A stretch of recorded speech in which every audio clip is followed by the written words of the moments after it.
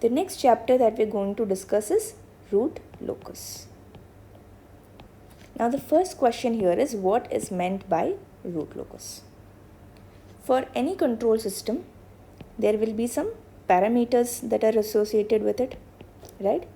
For example, in a second order system, what were the parameters that we discussed? Zeta and omega n. Okay, and in first order system, we had time constant t. Okay, so like that, for any control system of any order, there will be some parameters that are associated with it. Okay, so these parameters, they affect the location of roots of the characteristic equation, right? And using these roots, we will measure, or we will find out the stability, we will find out the damping and various other performance characteristics of the control system. Okay, now root locus, this is nothing but the trajectory of roots of the characteristic equation on the S plane as a certain parameter varies. Okay, so that is meant by the root locus. Okay, let us say the control system has multiple parameters. Okay, then how do you construct the root locus? You will construct the root locus by varying one parameter at a time. Okay, and all those root loci together, they are called as the root contours. Okay, here we will discuss only variation of a single parameter in order to obtain a root locus. Okay, for a control system with forward path transfer function g of s and feedback path transfer function h of s, what will be the characteristic equation? The characteristic equation will be given as 1 plus g of s into h of s is equal to 0. Okay, so now let us say g of s, h of s has some gain k. So we will represent as k into g1 of s into h1 of s. Okay, so the characteristic equation will become 1 plus k into g1 of s into h1 of s is equal to 0. Here k is the parameter that is varying. Okay, and for varying k, what will be the location of roots of the characteristic equation? That is the root locus, right? Now for k varying from 0 less than or equal to k less than infinity, that is k is positive. Okay, when k is positive, then the corresponding trajectory of roots is called as the root loci simply. Okay, RL.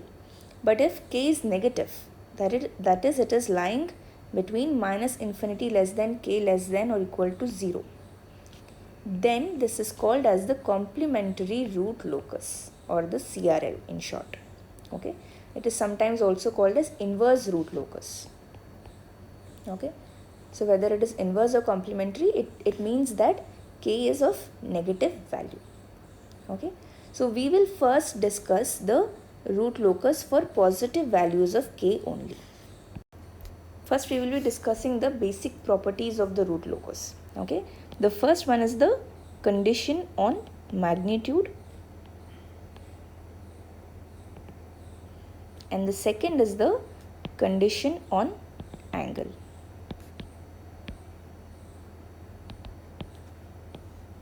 Okay, so we know that we have taken the open loop transfer function as k g1 of s into h1 of s. Okay, and what is the characteristic equation? 1 plus k into g1 of s, h1 of s is equal to 0.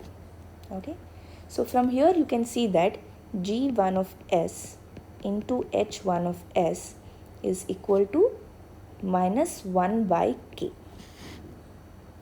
Okay, now if you take the magnitude on both sides, the magnitude of the function g1 of s into h1 of s will be the magnitude of k simply.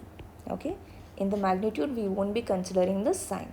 So 1 by mod k is the magnitude of the function g1 of s into h1 of s. Okay, so this is the condition on magnitude. Okay, next the condition of angle.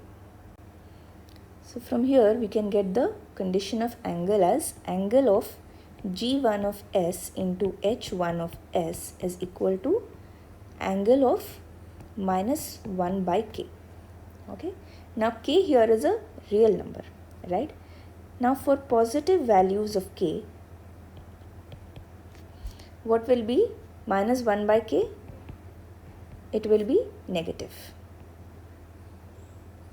right? Because if k is positive, minus 1 by k will be negative, right?